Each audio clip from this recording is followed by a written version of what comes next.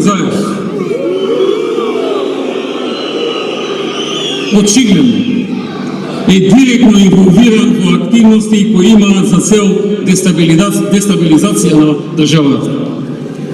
Одработува агенда која не ја ни разбира.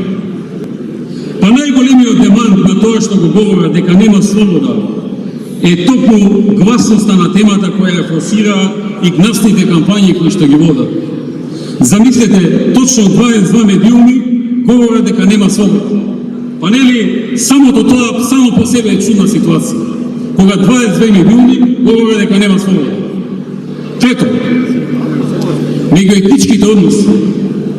Откако гледа дека не успева со овие теми до сега, ќе пробаат и тоа.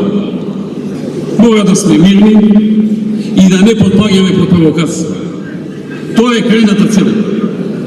Тие нема да добијат македонски конфликт. Па ќе пробаат нешто друго, но нема да дозволат. Четврто, мора на сите да им биде јасно. Лажна е представата дека ова е битка за живот или смрт. Така сакаат нашите опоненти да изгледат. Нема да дозволам да не закрват. По ниедна цена тоа нема да се случи. Прво, Заев бара нов обвинител. За нас важно е обвинителот да се однесува по словото на законот. Јас сум убеден дека сегашниот обвинител тоа го прави. Од друга страна, ние сме подготвени за сите работи, за кои постојат сомневања, а се однесуваат на наши членови или раководни лица, да бидеме максимално кооперативни и да го почитуваме закон. Втор одговор на неговите услови. Смена на директорот на МРТВ. Замислете, главна фигура во државата стана директор на МРТВ. И сега тоа е проблем зашто немало демократија во државата. Сакам да порашам дека барањето за природна влада во Македонија е можно и остварливо, но без ВМРО ДПМН.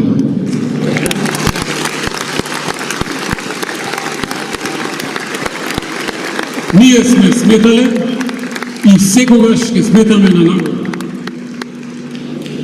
Ние сметаме дека народот е тој кој дава мандат и легитимитет на избори. И дека народот бира кој ќе формира влада, а кој нема да формира. Кој ќе биде во влада, а кој нема да биде. Со формирањето на природна влада се отвара простор за сериозен преседан, кој потоа лесно може да биде предмет на конфликтност помеѓу партиите. Одат и понатаму, посебно Заев кој вели дека требало потоа да се решаваат големи прашања, и да се оди напред. Што е поентата?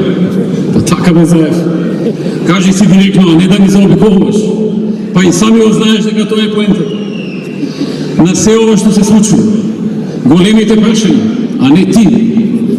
Ти може само да шпекулираш, да креираш, дополнително да сечиш материјали, да ги рушиш позициите на државата свесно, обидувајќи се да ја искривиш реалности. Кога сме веќе кај големите прашања, ние имаме јасен и дециден став и не ни треба ни природна влада, ни ништо за да ни држи став или за да креира решенија кои ќе треба на сила да се иструка. Нашиот став е објавен во нашата програма и ако сакате ќе ви го прочитам и сега. Прво, ВМРО ДПМН нема да прифати промена на Уставот со цел промена на уставното име на Република Македонија.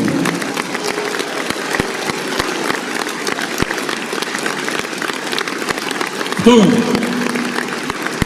ВМРО ДПМН нема да прифати идеи и предлози што би го загрозиле македонскиот народ и македонскиот национален идентитет, засебноста на македонската нација и македонскиот јазик и култура. Трето, ВМРО ДПМН, како одговорна и народна партија, нема да дозволи кое е било решение за спорот кој го наметна Грција да биде прифатено од страна на политичари, поединци, влада или собрание, без преходно за тоа да се изјаснат македонските граѓани на референдум А питам мнозинството од граѓаните кои ќе излезат на референдумот да се согласи со евентуалното можно решение. Четврт одговор на неговите освојувања. Најважно за нашиот народ е прашањето како сето ова ќе заврши.